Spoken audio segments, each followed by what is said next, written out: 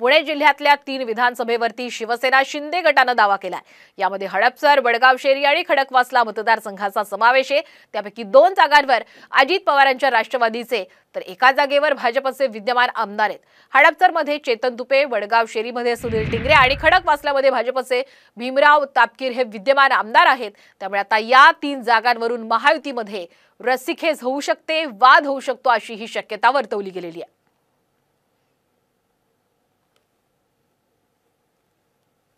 महायुतीमध्ये मिठाचा खडा पडू शकतो। शिवसेना शिंदे गटाने आता या 3 जागांवरती दावा केलेला आहे। यामध्ये 2 जागा या राष्ट्रवादीकडे तर एका जागेवर भाजपचे सध्या आमदार आहेत। त्यामुळे आता प्रबळ दावेदार नेमका कोण ठरणार हे पाहणं महत्त्वाचं असेल। महाराष्ट्रातील सर्व बातम्यांचे विश्वासार्ह व्यासपीठ सकाळच्या सर्व सोशल मीडिया प्लॅटफॉर्मला लाईक, फॉलो आणि सबस्क्राइब करा। तसंच सर्व नोटिफिकेशनसाठी बेल आयकॉन प्रेस करायला विसरू नका।